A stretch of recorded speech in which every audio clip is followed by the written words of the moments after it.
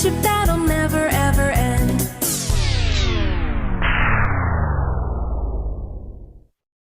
Run!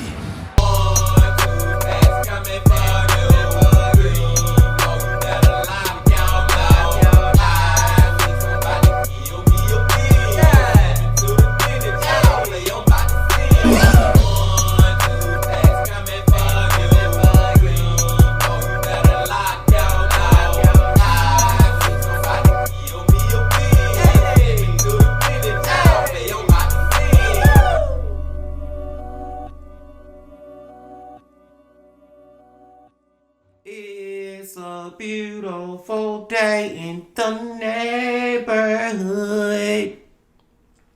Reaction Beanie Yo 392. Day in that neighborhood. My brothers and sisters. Another Saturday, another time to go back to our main man, AJ from the Y Files. The Y Files Saturday, y'all. And real quick about the Wi-Fi, real quick, man. I have seen some of y'all in the comment section saying that I really should check out Project Looking Glass because that's the latest the Wi-Fi video that we didn't get to react to because I was sick that week and yada yada yada. But like I said, man, I've seen multiple people say I should check that video out. So this upcoming week, we're gonna go check that one out too, man. We're gonna go back and watch that one day this week. But I digress. For now, we're going to check his very latest video out. And the title of it is The Search for Noah's Ark and the Aliens in the Book of Enoch. Man, listen. And I'm being 100. I'm being 100 with y'all. I'm being for real. If you're a Christian, you know what I'm saying? If you believe in Christianity, if that's your religion, I'm just fair warning, y'all. Just fair warning to my brothers and sisters who Christians out there. I may say some stuff that y'all may not like, but I'm not trying to be mean or nothing. I respect everyone's religions. You know what I'm saying? I'm just not a religious guy. I don't believe in any religion, but I respect Christianity and Buddhism or Judaism or whatever you believe in. I respect you for having your beliefs. But I'm just saying, man, y'all might about to hear some crazy ish come out of my mouth as far as just Christianity and everything I think. But hey, it's just me, man, reacting to the video. And we know the Wi-Fi, like, he finna really, like, get into this and have you thinking this and that and that and that. You know how he do, man. I'm getting excited and I'm just ready to get into it. But before we get into it, my brothers and sisters, y'all know what y'all got to do. Get whatever you might need. Get what you need. We back to the Y-Files on another Saturday. Y'all got what y'all need? Y'all ready to go? Then let's fucking go. This episode of the Y-Files is brought to you by PDS Debt. Enoch warned the giants and the watchers of the world, repent or feel God's wrath. They ignored his warning. The floodgates of heaven burst forth, and water rushed over the earth, destroying everything. The only thing to survive is a single vessel, a huge ship, the Ark. 5 months later, the waters recede, and the Ark made ground on a mountaintop. A man named Noah emerged, and civilization began again. Some version of the Noah's Ark story exists in almost every religion and every culture on Earth. But did Noah and the Ark really exist? Well, there's evidence that they did. So much evidence that it was classified by the CIA for almost 50 years. But why classify it? Well, there are two problems with the Noah's Ark story. One, the Ark is much older than anyone thought. And two, the man named Noah, he wasn't a man. At least, not a man from Earth. Get whatever you may need. Sorry. And here come AJ with his commercial, and shout out to Helkafish as always. But he already blowing my mind, y'all. Like, I already got a million things I want to say about this video. All I'm gonna say is that for number one, and I may sound stupid when I say this, I thought the Noah's Ark whole story and stuff was only in the Bible. I didn't know it was like my fault on that. I did not know that. God damn it. My fault, y'all. I did not know that the Noah's Ark story was in different other religions around the world too, or some similar part of the story. And I'm gonna take the gloves off and just gonna tell y'all right now, I don't believe in that Noah's Ark shit. Hey, the Wi-Fi, he gonna probably convince me, but just me personally, I don't believe in it. I'll say exactly what I don't believe in real quick, y'all. Then I'm skipping past the commercials, but real quick. I'm gonna say this, man. I don't believe that all the animals on Earth and a human being got on a boat, a big ass ship that's supposed to have enough room for every freaking animal, male and female, on this big ass ship while the earth get flooded, and then they came out and started reproducing and having more babies. I don't believe that shit, y'all. Long story short, story long, man. Let's just get that clear from the beginning. But like I said, I believe the Wi-Fi might finna blow my mind as far as, the whole Noah Ark and evidence or whatever, man. Let's get it.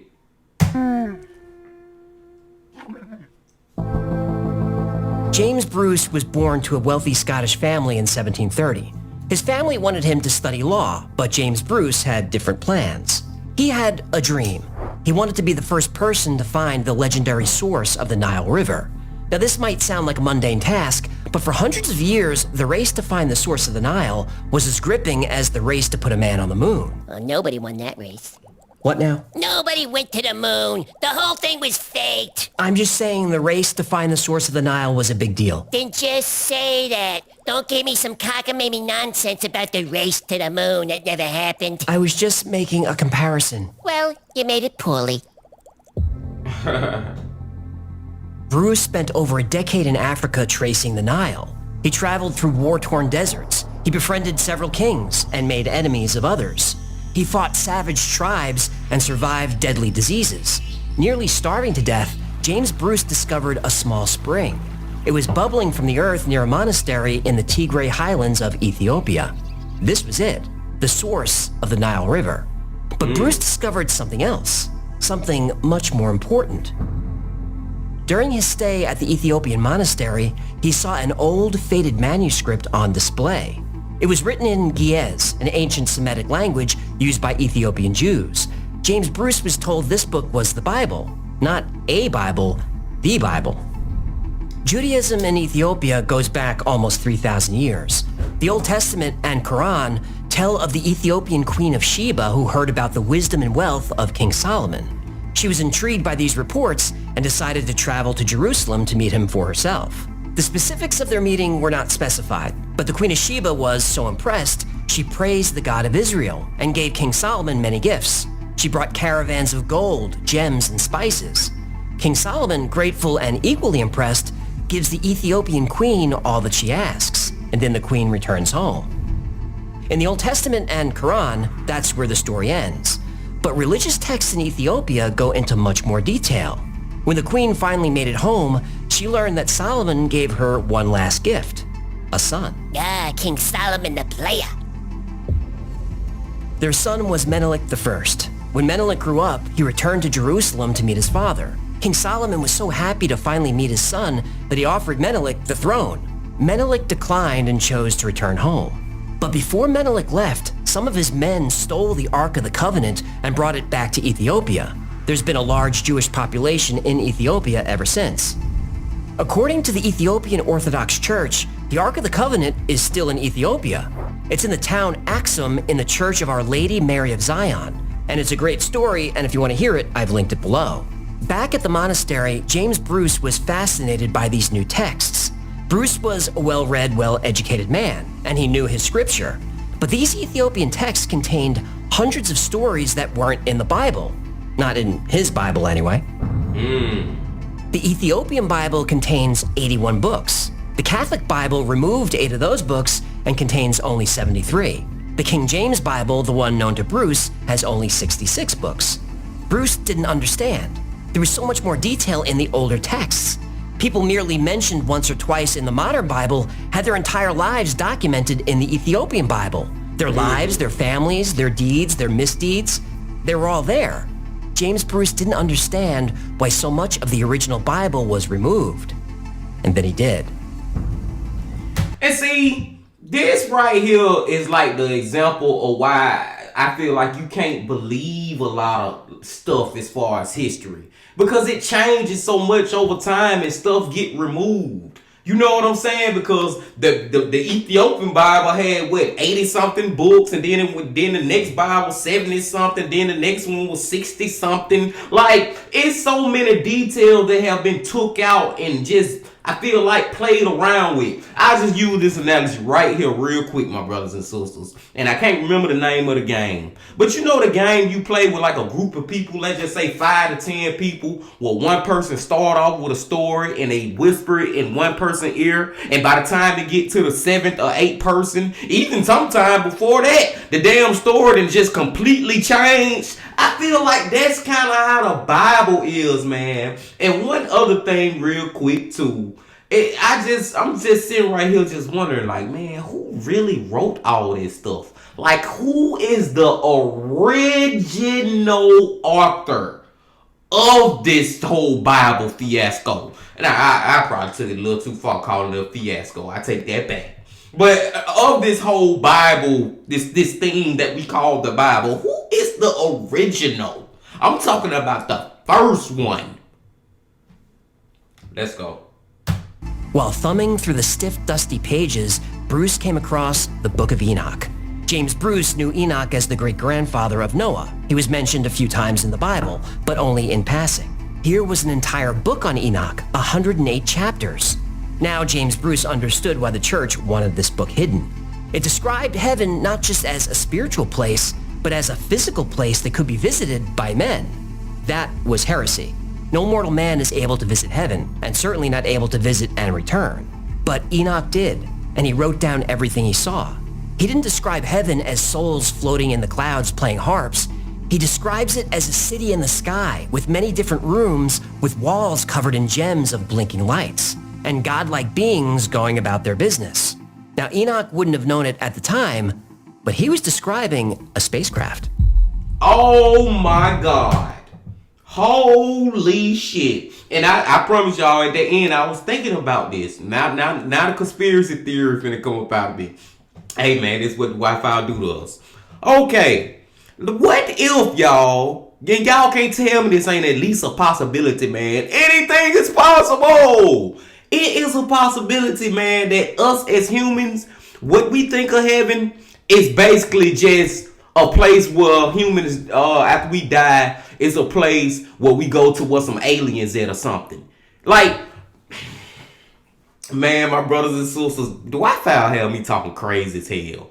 What I'm trying to say is, man, that aliens could be our creators. Long story short, story long. Like, it could be aliens out there who created the whole human civilization. All that, the hell in the earth, all that is created by some damn aliens out there trillions of galaxies away or wherever. You know what I'm saying, man? And heaven could be just a part of this whole creation that the aliens did for all of us. They created the heavens and the earths. I'm just saying, man. I'm just saying. Hey, this gonna be a long one, my brothers and sisters. If y'all ain't get whatever y'all needed, man, you go get it now while the thing pause. Because we finna go. The Book of Enoch vanished from history thousands of years ago, only to be rediscovered in 1772 by James Bruce. While the Book of Enoch was certainly interesting, it was dismissed by Muslims, Jews, and Christians and not considered part of the Bible. After all, it was hidden away on a mountain in Ethiopia. How important could it really be? If the Book of Enoch was truly scripture, there would be more copies of it, but there weren't. But 150 years later, that would change. In 1947, near the ancient settlement of Qumran, a young shepherd happened upon a cave. He was looking for a stray goat and thought it could have wandered in. The boy tossed a rock in the cave, hoping to scare the goat out. Instead, he heard the sound of pottery breaking. Within the cave were clay jars filled with ancient scrolls, almost 1,000 manuscripts. The scrolls cover every part of the Hebrew Bible, and there, amongst the well-known books, was the Book of Enoch. In fact, in ancient times, the Book of Enoch was so widely read and regarded, 11 copies of it were found among the Dead Sea Scrolls. They were intact, complete and perfectly match the text of the Ethiopian Bible. Still, the Book of Enoch is considered apocryphal and not part of the Bible. Apocryphal is a nice way of saying it's fake. Some even consider the book... I don't know, man. The Book of Enoch sounded real to me. It's evidence of multiple books of it being found. Hey, man, you gonna believe the Bible? How you gonna believe this? That's all I'm gonna say. Of Enoch to be heresy, a crime against God. When you read the book, you can understand why. Enoch may actually be the first case of alien abduction ever documented. One evening, there's a strange sound above Enoch's village. It's not thunder or wind. It's a sound that seems to make the air and earth vibrate. It's a sound that can be felt. The villagers cautiously come out of their homes and see a bright orb of light hovering just above the trees. Slowly, the sphere of light descends upon the village. The townspeople are terrified, but Enoch hears a voice tell him to not be afraid. Enoch then ascends to heaven, escorted by a celestial being named Uriel. Something similar happens to the prophet Elijah in 2 Kings. Elijah is physically taken to heaven in what he calls a chariot of fire. Do do do do do. Do do do do do do. Do do do do do. What? It's easy to see that a man living thousands of years ago would describe a rocket or a spacecraft as a chariot of fire. Do do do do do do do do do do do do. That's enough. Okay, sheesh, what a grouch. In Abrahamic religions, souls of the righteous go to heaven after death. Maybe Jesus takes them by the hand, maybe they follow a loved one through the light, or maybe they just arrive there. This is not what happens to Enoch. Like Elijah, Enoch is physically taken to heaven and writes down everything he sees. He doesn't write this from memory. He's literally walking around with Uriel writing things down. He was instructed to do so by God. And although Enoch describes this journey in religious language, he's also pretty scientific. He describes seeing mountains below. He sees every river on earth. He describes seeing how the winds are made, possibly referring to cloud formations. Enoch sees all of this as divine, but his account could be referring to technology. A smartphone would seem supernatural to someone living thousands of years ago. A spaceship would be incomprehensible. When Enoch arrives in heaven, The mothership. he's shown a bunch of doors. He calls them 12 gates. Each door has a name and a purpose. He sees beings walking in and out of the doors, going about their business.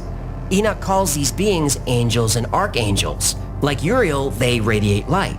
It's been suggested that these beings could be holographic projections. Though they're extremely bright, Enoch can see through them.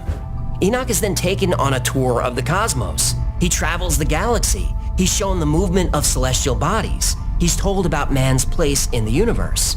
Uriel teaches Enoch about the solar system. He's told the length of an Earth year is 364 days. He's shown the lunar cycle. He's shown how constellations move across the sky.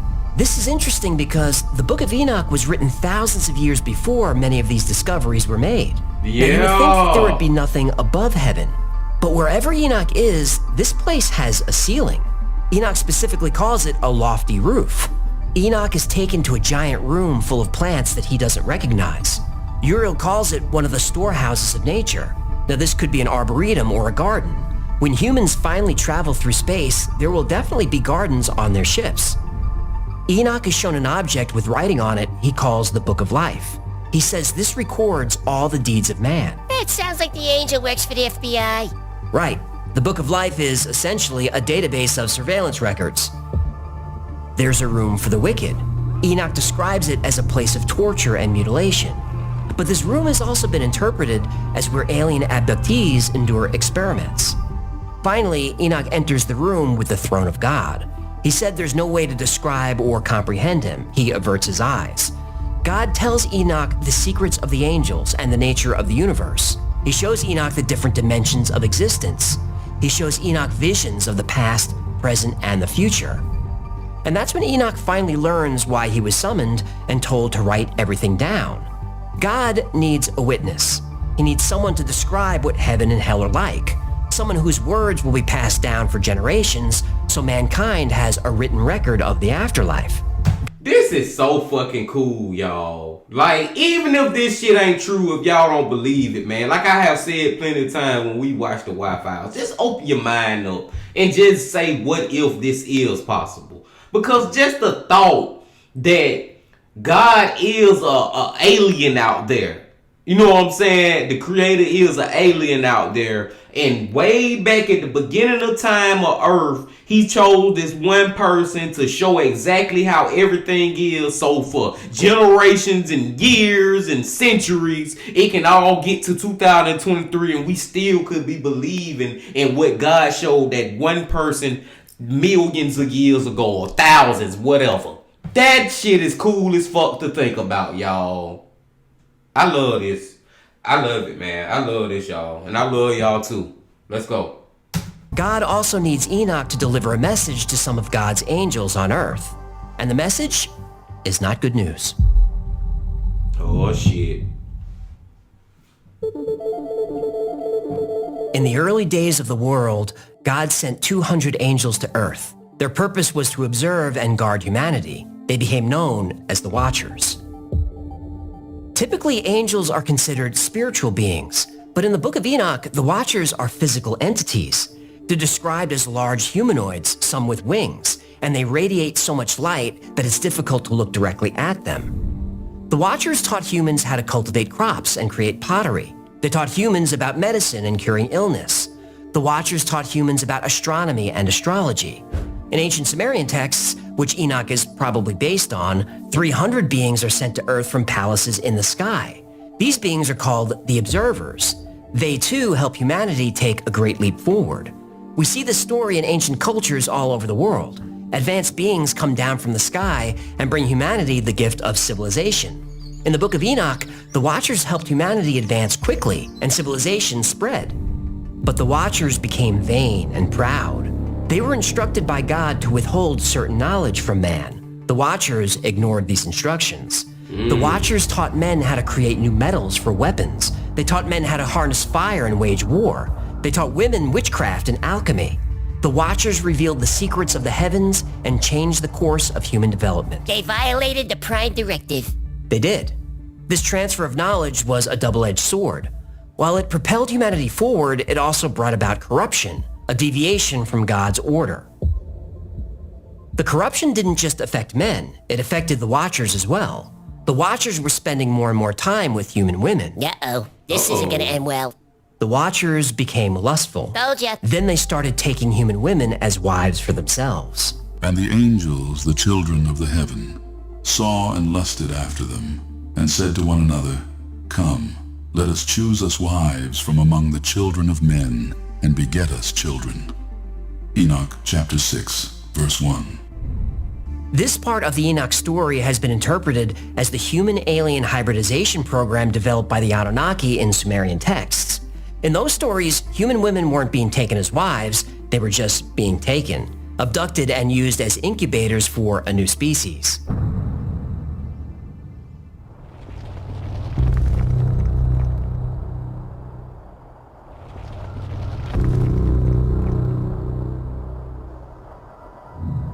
This union of celestial and mortal bloodlines gave birth to a race of giants, the Nephilim. Another ancient text found in the Dead Sea Scrolls was called the Book of Giants. This book, along with the Book of Enoch, described the Nephilim as creatures of immense size and strength and immense cruelty. The Nephilim brought even more corruption and violence to the world.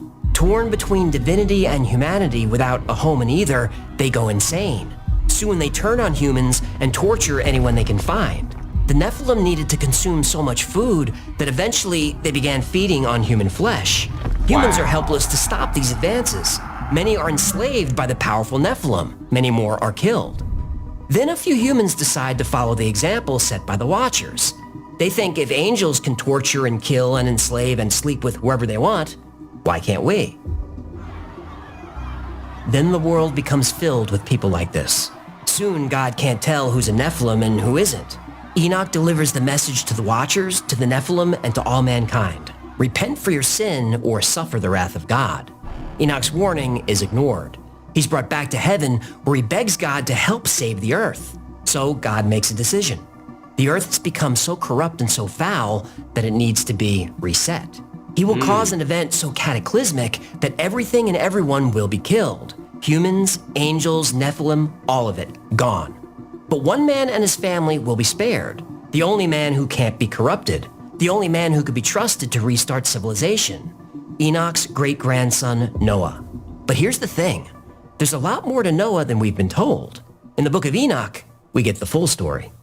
Man, this is like another take on what I know from the Bible. You know what I'm saying? Because when I was a little child, you know what I'm saying, my mama used to, take me to church and stuff. And then, I know a little about the Bible, y'all. And what I'm, long story short, story long, trying to say right now is, this is sounding like a different version of the events of why God, whoever that may be, aliens, the creator, whoever, got, should I say mad? No, that's not the right word. This is the reason why God allowed evil into the world. Or not even allowed. This is just another way of how evil got into the world. You know what I'm saying? This time it came from basically aliens and angels and humans crossbreeding and all that, which sound freaking crazy. But the Christianity Bible, whatever, would tell you that all the evil got released when Eve ate from the damn tree with the damn snake and shit. Y'all know what I'm talking about, man. That's how it is in the Christianity thing. But this whole book of Enoch is a whole nother version. But it still come down, it's going down two different paths, but it's meeting at the same place. Because the same place is, this is what happened, and now this is the reason why the earth and the world got so corrupt and evil. Y'all following me, man? I hope some of y'all out there following me, man. I know y'all know what I'm talking about, y'all. It's like the Wi-Fi videos, to me, just get better and better. I don't know, man. I enjoy this shit so much. But let's keep going.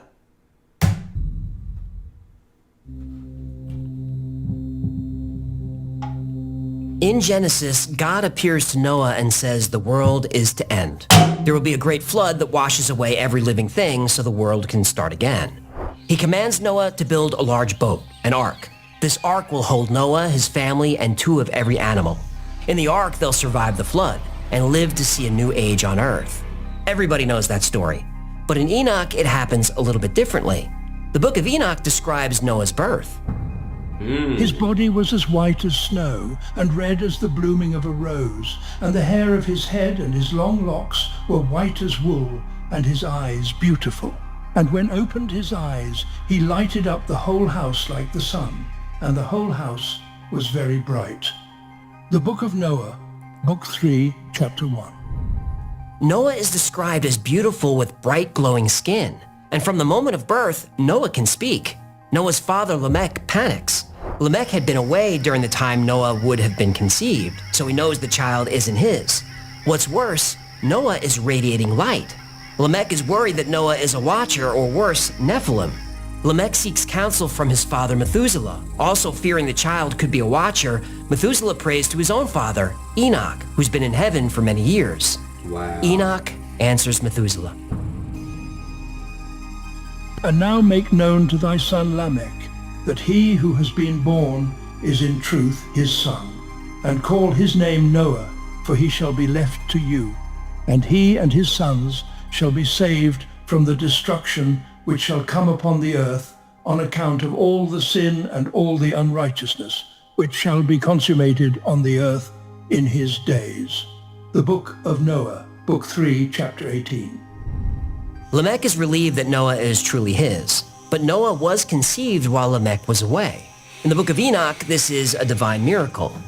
Or it's technology, artificial insemination and genetic manipulation, a successful human hybrid. Lamech also learns that a great flood is coming, and Noah has been chosen to restart civilization. In Genesis, God gives Noah instructions on how to survive, but the book of Enoch tells it a little differently.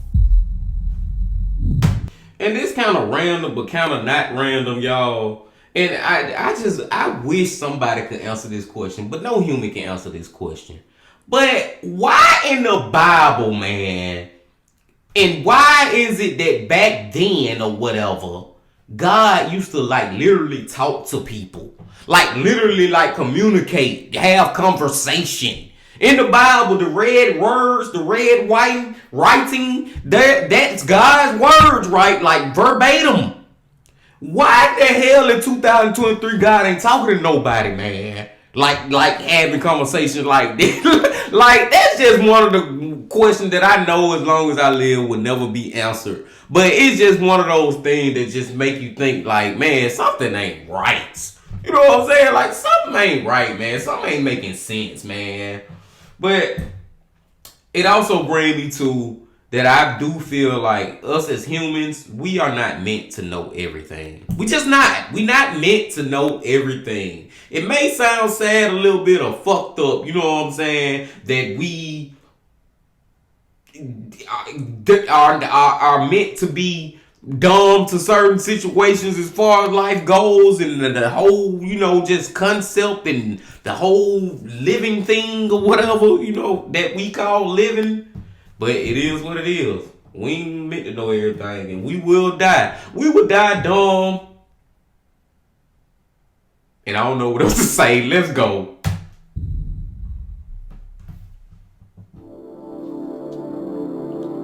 The story of Noah and the flood is primarily found in the book of Genesis, chapters 6 through 9. This narrative is one of the most well-known in the Bible. So God said to Noah, I'm going to put an end to all people, for the earth is filled with violence because of them. I am surely going to destroy both them and the earth. But the book of Enoch tells it a little differently. First, it's Uriel who tells Noah about the flood, not God. And the intention of the flood is not to destroy all humans.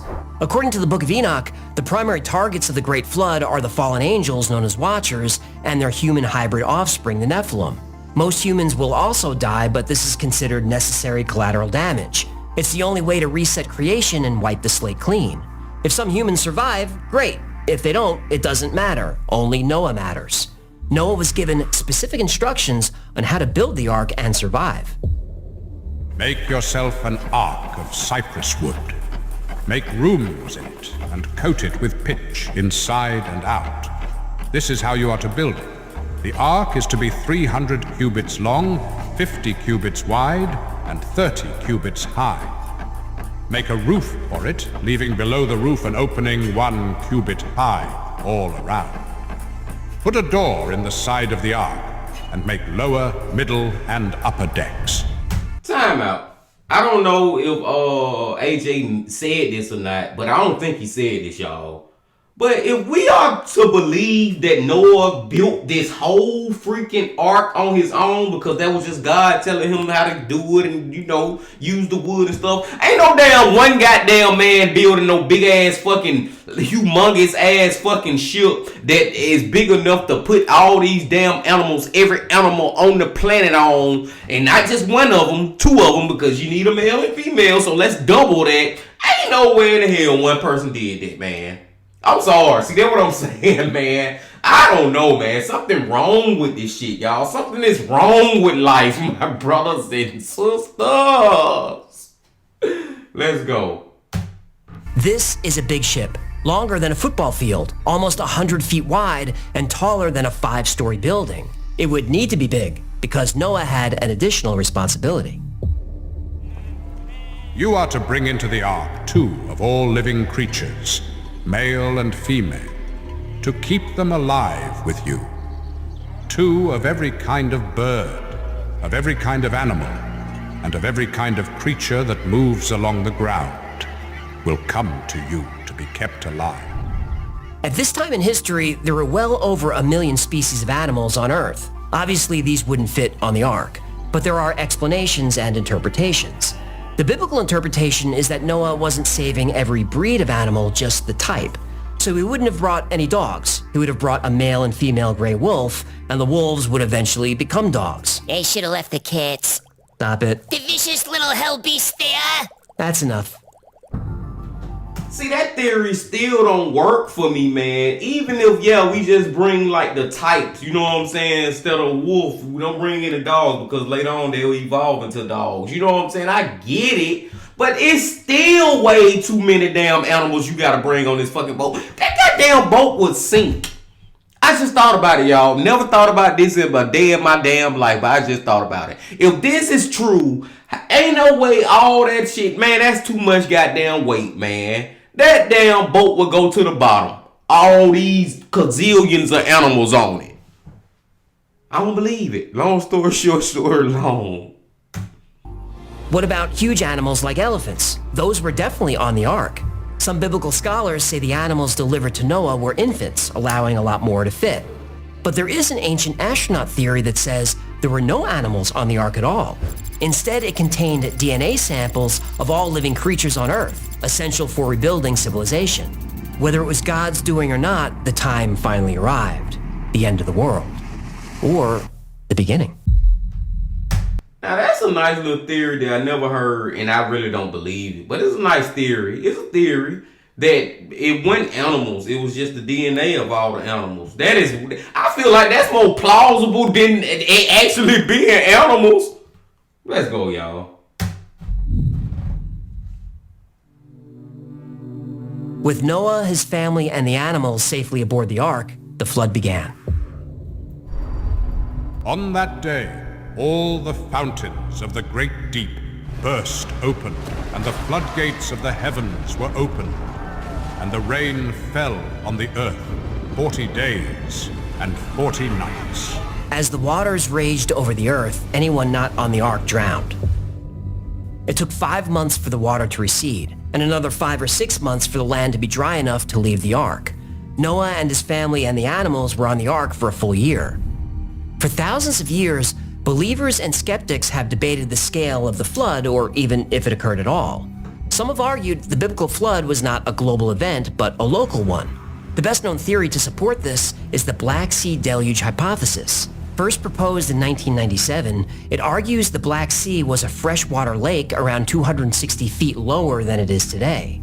It was cut off from the Mediterranean Sea by a rocky sill in the Bosphorus Strait. Then, around 8,400 years ago, the Laurentide ice sheet collapsed, causing an abrupt sea level jump. This sent a catastrophic inflow of Mediterranean seawater over this natural dam and into the Black Sea. Almost 40,000 square miles of land were flooded. This significantly expanded the shoreline to both the north and the west. 200 times the flow of Niagara Falls poured through every day, and each day the level of the Black Sea rose several feet. And this continued for 300 days, creating the Black Sea as we know it today. Undersea surveys have revealed human-made structures. The remains of freshwater fish have also been found. The memory of this massive flood could have been passed down through the generations. Then it was finally documented in flood narratives found in both the Sumerian Epic of Gilgamesh and the Book of Genesis. So there's evidence of a local flood, which would have been the entire world to the people living there. Yeah. But how about an actual global flood? A flood that affected every part of the earth? Skeptics claim the biblical flood could not have occurred because there's no actual evidence for a global flood. With all due respect, those skeptics are wrong. Wow. Many Jews, Christians, and Muslims believe the Great Flood is symbolic, an allegory to serve as a warning to mankind. Be righteous or be destroyed. Others take the Bible literally and claim Noah was a real man who built a real boat to survive a real flood. What if they're both kind of wrong? What if there was a flood, but the man known as Noah is known by different names in different cultures? The ancient Sumerian Epic of Gilgamesh is the first flood story. Utnapishtim is warned by the god Ea about a great flood. He builds a large boat to save his family and animals from the deluge sent by the god Enlil. And Enlil was also... Anunnaki! Right. In Hinduism, Manu, the first man, saves a fish who later warns him of a great flood. The fish instructs Manu to build a boat, and when the flood comes, the fish guides the boat to safety, carrying Manu, the 7 sages, and the seeds of life. In Native American Ojibwe mythology, a great flood occurs. Nanabojo, a cultural hero, survives by floating in a boat along with various animals. And there is an Australian Aboriginal myth, Tiddalik, a giant frog, drinks all the water in the world, causing a drought. When he releases the water, it causes a great flood. A boat is used to survive this deluge. The Chinese have the Gunyu flood myth, which cleansed the earth. The Inca myth tells of Viracocha, who floods the earth to destroy giants who have disobeyed his orders, sparing 2 to repopulate the earth. Nephilim. Could be. These stories go on and on. I specifically picked a few from cultures that are far away from each other, separated by oceans.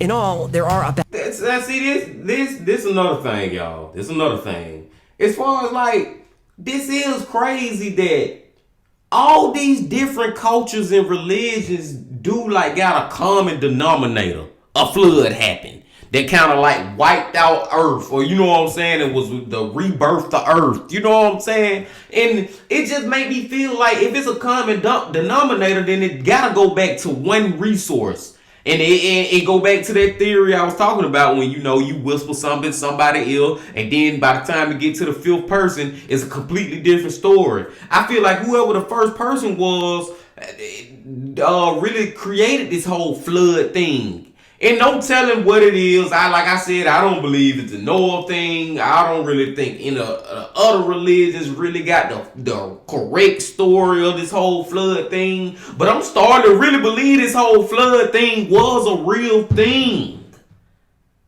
Long story short, story long. About 250 separate flood myths, but every story is eerily similar. For years, the similarities between these stories was considered coincidence. As people stepped forward to claim there really was a global flood, it was called pseudoscience. But as often happens, the only difference between pseudoscience and science is time. I think that the evidence is consistent with what I will call a mega-scale pluvial event over North Africa. Most likely consistent with the Pleistocene-Holocene transition and the great flooding events that we know are well documented from other places in the world. Huge tsunamis and torrential rain flooded the entire continent of Africa, reshaping the landscape. At the same time, on the other side of the world, the same event. Here what you have to visualize is a tsunami sweeping over the land that's over 1,000 feet deep. That's what happened here. And we know that because we can trace the high water marks on the hillsides are clearly left. The high water marks are clearly etched into the hillsides. This is the Great Flood at the end of the Younger Dryas, where the ice caps suddenly melted and raised the sea level of the Earth by hundreds of feet. Anyone living near a coastline would be gone. Any settlements or cities below a certain elevation would be destroyed. The cause of this event is still being debated. Some believe a large asteroid impact or a series of impacts caused the sudden melting of the ice. Another theory, the one I believe, is that a massive solar flare hit the Earth. This would cause the ice to melt everywhere at once and explain why flood myths exist in every corner of the world. Whatever caused it, it was a catastrophic event. An event of biblical proportions, literally. But there were survivors. Maybe not just Noah. Maybe there were many Noahs. If an asteroid or solar flare hit, there wouldn't be much time to prepare, but there would be some time. Maybe groups of people anticipated the rising seas and built boats. Or, as some theorize, and many myths say, a being came down from the sky and warned people of the coming catastrophe. Those who heeded the warning would get to building boats right away. Those that survived passed down the story to their descendants. There could have been arks all over the world. Or maybe there really was only one ark. And if there was, where is it? Does it still exist? Can it be found? For that answer, we turn to the CIA. The CIA. It would be the government that know what's really going on and just don't want to tell us right. That make perfect sense. For real, man. But no, y'all, I feel like I would rather go with the belief that it was multiple arcs instead for this one with all these millions of animals on it. I'm stuck on that, man. Like, I do not believe that at all. I'd rather believe there were multiple arcs, man. But I'm starting to get more and more confident in the belief that the flood at least happened. Now, how it happened and who all survived and all that, I don't know. But I'm starting to believe that a flood did, like, flood the whole earth at one point in time. Long time ago. Searches for Noah's Ark have been occurring since antiquity, but it was the emergence of biblical archaeology in the 19th century which made the possibility of formal searches finally feasible. By the 1940s, expeditions were organized to follow up on potential leads. As for where the Ark came to rest, the book of Genesis gives us a hint. The waters kept receding steadily from the earth, so that they had gone down by the end of the 150 days. On the 17th day of the 7th month, the ark came to rest on one of the mountains of Ararat. Historians and biblical scholars agree Ararat is the Hebrew name of Urartu, an Iron Age kingdom centered around Lake Van. This indicates the mountains of Ararat must be found in the eastern part of Turkey, near the border of Armenia, Iran, and Azerbaijan. Azerbaijan. What? Azerbaijan. It's fun to say. I guess. Azerbaijan. It feels really good in the mouth. Azerbaijan. Can I get back to this, please? Go ahead, I ain't stopping you. On June Azerbaijan. 17th, 1949, the U.S. Air Force was photographing the mountains in eastern Turkey. On Mount Ararat was a rectangular barge-like structure west of the summit. This information was passed on to the CIA, who sent spy planes to analyze the object that they called the Ararat anomaly. What they saw concerned them so much, they immediately classified it as secret. All subsequent photographs of the object taken in 1956, 73, 76, 1990, and 1992 were all classified. Over the next 45 years, all requests from within the government to see these photos were denied. The photos were never seen outside the CIA. In fact, for years, the CIA said the photos didn't exist at all. Thanks to the Freedom of Information Act, 6 frames from the 1949 footage were released to the public in 1995. By 1999, the CIA finally made their Noah's Ark files available to the public. And these documents proved that the search for Noah's Ark had reached the highest levels of the American government. Later, higher resolution photos show no barge. The 1949 picture was most likely a rock formation. Maybe. Probably. Maybe. But the Ararat anomaly is not the only structure that looks like Noah's Ark. There is another, a ship made of solid stone. And that's another thing too, man. When I'm thinking about Noah's Ark as like a boat or a ship as we would know it. You know what I'm saying? But way back then, ain't no telling what it could have been. You know what I'm saying? It could have been something else, y'all. I don't freaking know, man. This goddamn video right here, this one right here, is like I got a million different theories in my head. But that's what the Wi-Fi do. That's what he do to you. In October 1959, Turkish Army Captain İlhan Darupınar was on a mapping mission for NATO. When he flew over Uzengeli, Turkey, he saw a strange formation and snapped a photo. When analyzing the film, he was shocked by what he saw. This structure looked a lot like a large ship. Yeah. But what was a ship doing so far inland, at almost 7,000 feet above sea level? Then someone decided to measure it. It was 538 feet long. Now that's too big to be Noah's Ark. The Ark was 300 cubits long, so 450 feet. But wait, the length of the cubit changed over time. The length of the cubit that Moses used to build the Ark of the Covenant was different than the cubit Noah would have used. In Moses' time, a cubit was about 17 inches. Noah came many years before Moses. Noah was only 10 generations from Adam. Noah would have used the Egyptian royal cubit, a little over 20 inches. The Darupınar ship was exactly 300 royal cubits long and 50 royal cubits wide. This location is exactly where the Bible said Noah made landfall. Many people think Noah landed on Mount Ararat, but that's not what the Bible says. The Bible says the mountains of Ararat.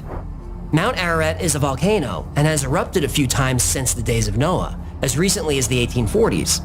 In fact, geologists believe Mount Ararat is a relatively young mountain and probably wasn't there during the flood. The Darupınar location is only a few miles from Mount Ararat. A ground investigation was done. In the area was found about 30 drogue stones. A drogue stone is a heavy rock with a hole at the top. Ropes went through the holes. Then they were hung from the bottoms of ancient ships to stabilize them in rough seas. Why are there anchor stones in the mountains of Ararat? They're 200 miles from the closest ocean, but there they are. Also on the site, the ancient settlement of Nashwan was discovered. Most of the evidence has been lost to treasure hunters, but as recently as the 1970s, there were stone foundations of ancient homes still visible. This is believed to be the first settlement after the flood. The site is so important that there's a huge cemetery in the area. People from all over the world requested to be buried here. Not hundreds of people, not thousands. As many as 1 million people wanted to be buried at this location. Wow. Now all that was left was to examine the boat structure itself. Researchers looked for signs of animal remains. They looked for metal nails. They looked for petrified wood. They found all three. Holy shit. After Darupanar discovered the site of the Ark, there was an earthquake in the area that exposed the hull of an ancient ship. Geologists visited the location and said it's a natural formation, and that was that. But in 1977, biblical researcher Ron Wyatt renewed interest in Noah's Ark. We believe that God has preserved in the earth and under the seas remains of the major events discussed in the Bible. Physical remains. Over a number of years, Wyatt brought geologists and other scientists to investigate the Darupanar site. Oh, look at that. Oh, well, wait a minute. Wait a minute, let me get a close-up of that. Kind of, You want my hand in there? yeah, just to point at those little flakes of iron that are coming out, like right there. There and there. Huh. Metal detectors were brought in and calibrated to search for iron. Not only did they find iron, they found it at regular intervals, indicating something man-made. Do you want a measuring tape to measure these things, how far apart they are? The on-site team ran tape along the ground where iron was detected. It was a ship. Oh my fucking God, man. AJ really finna convince me, y'all, that that's Noah's Ark, man. Buried underground. The evidence is there. I don't know, man. I'm trying. I'm kind of being funny. I'm kind of being tongue in cheek, but like I said, for real though, the evidence is there. Something was right there. Human made, all that iron being found. Then the outline of it looked like a big ass fucking ship. I'm just saying.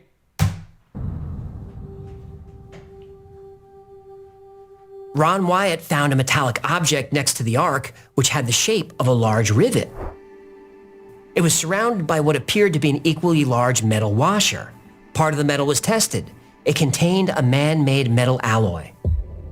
Ground-penetrating radar, or GPR, was used in the 1980s. Regular lines were found beneath the surface. All right, the lines are there. The lines are there. This also indicates man-made construction. This data does not represent natural geology. It's some man-made structure. This is the west bulkhead. All right. That was over there. And he walked easterly. Here we start getting the longitudinal bulkheads. Here, here, here, here, here, here, here, here. As a scientist, do you really honestly believe that you have been on the remains of Noah's Ark? I have no doubt in my mind. This has to be a man-made structure. It's full of metal. Metal has a regular pattern. The size of the thing, the shape of the thing it's almost certainly a large boat. A small excavation was done on the side of the structure. Wyatt's team discovered lines of mud that were lighter in color than the surrounding soil. He believed these to be beams from the ship. As recently as 2014, 3D scans were taken of the location. Not only was the shape of a ship found, it had 3 levels, just as the Ark should. The 3D scan also confirmed the dimensions of the object: 300 cubits long, 50 cubits wide, 30 cubits tall. A perfect match. During one demonstration for the Turkish government, Ron Wyatt pointed to an object seen on radar near the surface. He was given permission to dig it up. It was a piece of petrified wood, deck timber. Other artifacts were found at the site. More petrified wood, pieces of metal, cat hair, even fossilized animal dung. Researchers found evidence of the fence around Noah's house, where he raised livestock. You can see the system of fences here that appears to have been a system of corrals and pens. They found the altar he used to make sacrifices to God. They even found the grave of Noah's wife and a stone sarcophagus. Almost immediately after the discovery, grave robbers stole her body and allegedly sold it on the black market for millions of dollars. All this evidence was so compelling that the Turkish government officially claimed this was the place where Noah's Ark landed. There's even a visitor center and the area is open to the public. But if the Ark really has been found, what does that mean? Does that mean everything in the Bible is true? Were there angels, watchers? Were there Nephilim? Is the earth really much younger than we thought? And my big question is God the angry, vengeful God we read about in the Old Testament? There's evidence of the ark. There's evidence of the flood. If God punished humanity for being wicked, we should be very careful. We might want to try to be better people. We should be more kind, more honest, more forgiving. God already destroyed humanity once. We're his second try. And you know what they say? Third time's a charm. Hey, AJ spin facts now, straight facts, man. I do, and I really don't feel like humans will ever be. I just don't feel like we will ever be as appreciative of God as we should be. Not just talking about me, not just talking about y'all. I'm talking about humans as a whole and how we treat the earth and how we treat each other and stuff. I really do feel like we kind of like, as a whole now, not singling nobody out. I'm talking about every freaking body, all billions of humans. I feel like just as a whole, man, we kind of like as a human society, like it's a slap in the face to God how we ended up, how we is, all the evil in the world. But you can rebuttal. I'm gonna rebuttal my own point that I just made. You can easily kind of like refute that because you can say that God is the reason that all the evil in the world, like he allowed this himself. You know what I'm saying? It's so many different ways you can look at this stuff, y'all. This has been a great video. We almost done, but we ain't done yet. So let's keep going. Noah's Ark, the Great Flood, the Book of Enoch, the Watchers, the Nephilim. We covered a lot today, even aliens. But is any of this true? Well, let's work backwards because that's the easiest way to do this. Ron Wyatt was not an archaeologist. He was a nurse by trade. He claimed to have all the requirements for a master's and a PhD in antiquities, but that wasn't true. He claimed to be a Korean War veteran, and that wasn't true. He claimed to have discovered the Ark of the Covenant, but he didn't. I'm always amazed, and again, I don't hate Ron Wyatt. I don't even really dislike him, to tell you the truth. I dislike what he's doing. I realize that he's deceived, in my opinion, thousands of people. He said he found the ancient cities of Sodom and Gomorrah. He didn't. Ordinarily, I don't say anything without I can prove it, because it's rather embarrassing to make a statement and somebody say, well, can you show me some evidence? And I can't. He claimed he found the location where Moses parted the Red Sea. He even said he found evaporated blood of Jesus Christ. He had the blood rehydrated and examined. He said Jesus' blood had 24 chromosomes, 23 to form a baby, and 1 from the Holy Spirit, which proves the virgin birth. So all of his physical characteristics were determined by his mother's side of the family, her autosomes. His maleness was determined by this one Y that came from a source, not a human male. But this whole thing is a lie. Then they said, this blood is alive. And then they said, whose blood is this? And tears would come in his eyes when he talked about blood dripping down from the cross to the, the mercy seat. I mean, I said, it's the blood of your Messiah.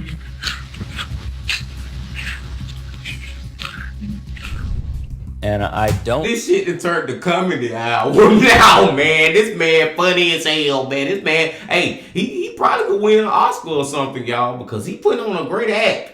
But everything he said, he is a fucking liar. So anything he say, I won't even fucking believe it. Or at the bare minimum, I'll take it with a grain of salt. But all the crying he doing and stuff, like this dude here, he good at trying to convince these thousands of people that he convinced. I see why he was. I don't like seeing God's work so grossly misrepresented to get funds from people and to get support from people. Ron Wyatt's work is still very popular on the internet, and I can understand why. This is an incredible story. But if you look just a little deeper, you'll find statement after statement from people who were lied to by Wyatt and defrauded out of quite a bit of money. One patron of Wyatt's lost $30,000 on one of these holy adventures. Dang. Wyatt said he needed another $10,000. This patron said only if you take a lie detector test. At first, Ron Wyatt scoffed, but he needed the money. He took the test. The man who administered the test said, and I quote, he failed just about everything except his name. But what about all the evidence? The metal detectors, ground-penetrating radar. Yeah. Well, most of it was faked or cherry-picked. The metal detectors used weren't professional. They were purchased from the back of treasure hunting magazines. Wow. Modern professional metal detectors have found iron at the site, but it's the same type of iron found in soil all over the area. No trained scientist has ever seen any of the petrified wood or petrified dung or anything like that. The only people who saw these things were Ron or the people paid by Ron.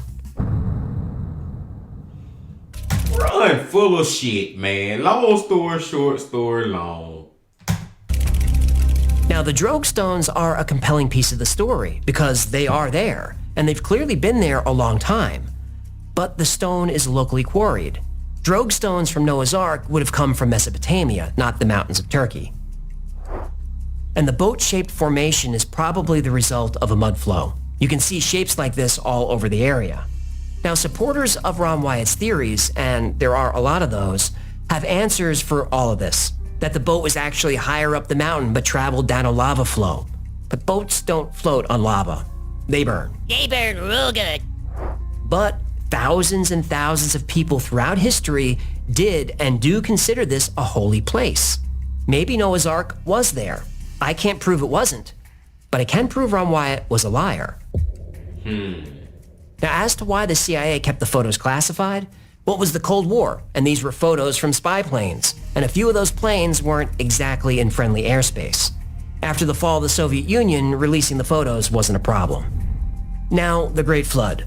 If you follow this channel, you know that I believe that really happened, and I believe it happened at the end of the Younger Dryas. I believe a massive solar event melted the ice caps and created the biggest catastrophe in human history. And if you follow this channel, you also know that the thing I fear most is not nuclear war or civil unrest or pandemics. I fear the sun. If an asteroid is headed our way, we'll see it, and we may even be able to do something about it. And if an asteroid actually hits, I believe the world would come together and all nations would do everything they could to help one another. But a major solar flare or coronal mass ejection? There's nowhere to hide from that. Not in a mountain cave or deep underground.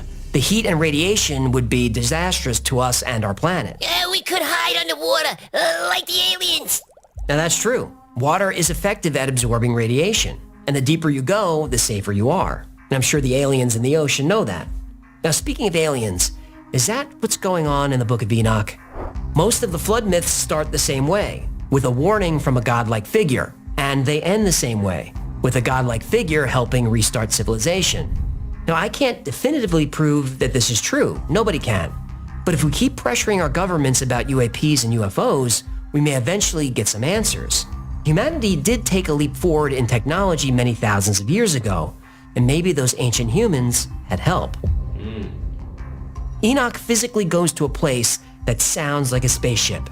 The prophet Elijah also talks about riding a chariot of fire. What? I thought you were going to sing it again. Well, now I don't wanna. Elijah talks about riding a chariot of fire over the earth with a human-like being. Elijah is amazed by the sound of the vehicle and how fast it moves. Other cultures and religions have similar stories. Muhammad ascends to heaven and meets Allah before returning to earth. In Hinduism, Arjuna is taken to heaven and lives there for a few years before coming back down. There are many more of these myths, but are they myths? Maybe these things did actually happen, but they're written down as myths because the technology is so far ahead of what existed at the time. Maybe these were visitations and abductions. Maybe. There's a tribe in West Africa called the Dogon, and there are about 100,000 of them who mostly live in caves and cliffs. They're still a primitive people. The Dogon religion says that long ago, they were visited by aliens from the Sirius star system. These aliens told the Dogon that they helped the Egyptians, the Greeks, and the Sumerians with their civilizations. But what's really amazing is the Dogon are aware of the star Sirius B, which the tribe calls Potolo. Sirius B is invisible to the naked eye. It was first discovered in 1862. But the Dogon people had no telescopes. They still don't. Yet not only were they aware of the star Sirius B, they knew it was a white dwarf companion star to the much brighter Sirius A. The Dogon knew the length of Sirius B's orbit in years. They knew the shape of its orbit. They knew it was a dense star. They relayed all this information to a visiting anthropologist in the 1930s. They even said there's a third star in the Sirius system, but there wasn't. Until there was. In 1995, a study concluded that a third companion star exists. More recent studies aren't so sure, but the Dogon people are. Allegedly, the Dogon were also aware of Jupiter's moons and Saturn's rings. Now, skeptics like to poke holes in the Dogon story, and I think that's fine. Like the Dogon were wrong about the number of Jupiter's moons. But they were right about Sirius B. Sound like the damn Dogon got some information from some damn aliens, if you ask me. The story of Enoch seems to be based on ancient Sumerian stories, like a lot of the Bible is. When people talk about the Book of Enoch, they're referring to what's officially called First Enoch, because there are 3 books. Biblical scholars consider the books of Enoch pseudepigrapha, that is, a biblical work that falsely claims authorship by a biblical character. That doesn't mean the books of Enoch weren't known or weren't important. In fact, First Enoch is quoted in Jude 14 through 15. Enoch was known and was important, but the book is not considered inspired by God and therefore is apocryphal and not part of canon. Still a page turner. Oh yeah, it's a good read. Now, some parts of Enoch are said to have been written later to expand on stories from the Bible, like the birth of Noah and Enoch's visit to heaven. These were interesting characters and people wanted to learn more. So someone, or many someones, we don't know who, just wrote more. It's like Bible fan fiction. It's exactly like that. It's like Bugs Bunny. That's what it's like. Mickey Mouse. But different religions and denominations are going to have different interpretations. Remember, the Ethiopian Orthodox Church says the book is canon, and that church has been around for almost 3,000 years. Some Christians think reading the book is heresy, a crime against the church. But most scholars consider the Book of Enoch an important text that gives additional insight into the lives and beliefs of the people living at the time. Honestly, whether the Book of Enoch is canon or not, that's not important to me. It's an interesting academic discussion. As you know, I'm not religious, but I am fascinated by and have great respect for religions, all religions. I enjoy the stories, and for the most part, I think they teach good lessons. I'm more into fishes and loaves than fire and brimstone, but that's just my taste. But that's exactly how I feel. Like I said at the very beginning of this video, y'all, I'm not religious, man, but I do respect and love what most religions bring to people. You know what I'm saying? The happiness, the way of living that it brings to them. I respect it and I love it. But I know I'm going to hear it in the comments. Every time I do a religious story, I get attacked. In the comments, there's going to be people screaming at me in all caps to take Jesus into my heart or I'm going to hell. If that's what you believe, that's okay. I don't believe that. I don't know what happens after we die. I'm inclined to say nothing, just black. But there's a big piece of my heart that really wants to be wrong. Because when I finally pass on and walk down that tunnel, if I'm greeted by family and friends long past, and I find myself standing at the pearly gates, the first words out of my mouth are going to be, thank God.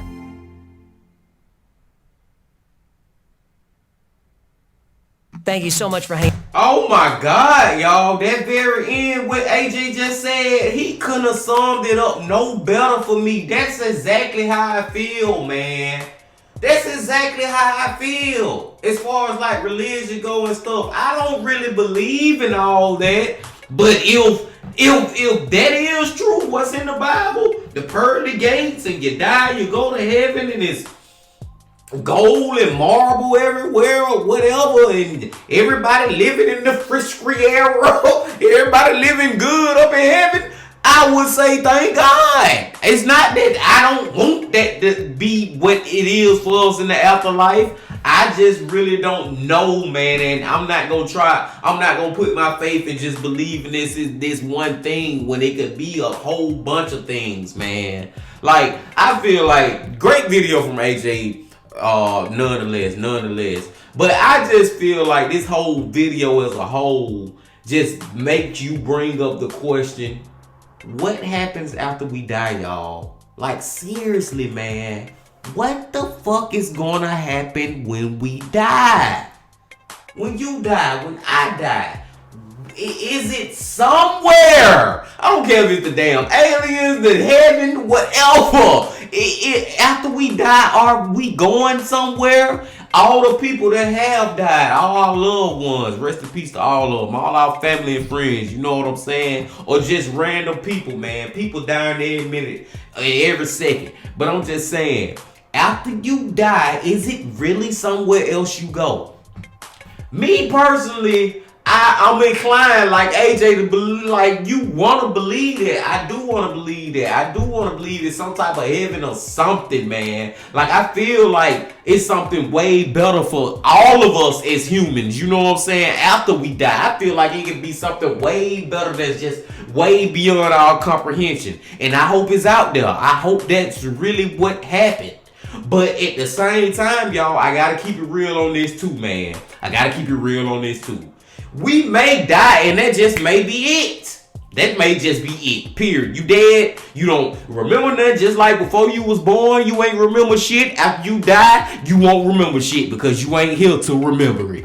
That may be a possibility too, man. Like, you ash to dust to dust. You gone, that's it. You know what I'm saying? And that's really not sad, you know, for real, because if you die and you don't remember nothing else, there's no afterlife, there's no nothing, you just dead, you don't exist no more, your body done, whatever. If that's the case, that's really not sad because you not gonna realize none of the shit because you don't exist no more. You know what I'm saying? You ain't gonna be like, oh man, ain't nothing after in the afterlife. Ain't nothing in the afterlife because your ass ain't gonna be here.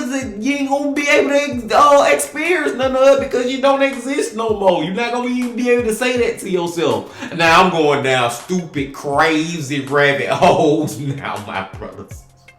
I'm going down stupid, crazy rabbit hole now, man. I just lost all inhibitions. I have just went way too deep. I'm like freaking 20 deep in a goddamn cesspool of conspiracy theory, talking crazy what the is going on.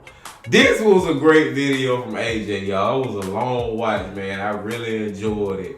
And one more thing, man, I will say is that I don't believe in that whole Noah's Ark thing, but I do believe that some type of flood did happen on Earth.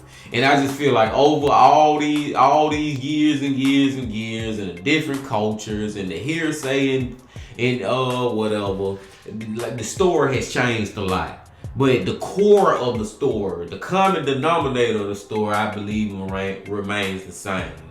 And all this shit it's just great, man. Like I said, I'm gonna say this one more time too, real quick. Man, when it comes to the Wi-Fi, man, just open your mind up a little bit. You know, just have an open mind, man, going into these videos, bro.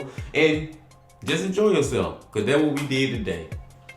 But I digress. I'm gonna let y'all go now, man. We have most definitely been here long enough today.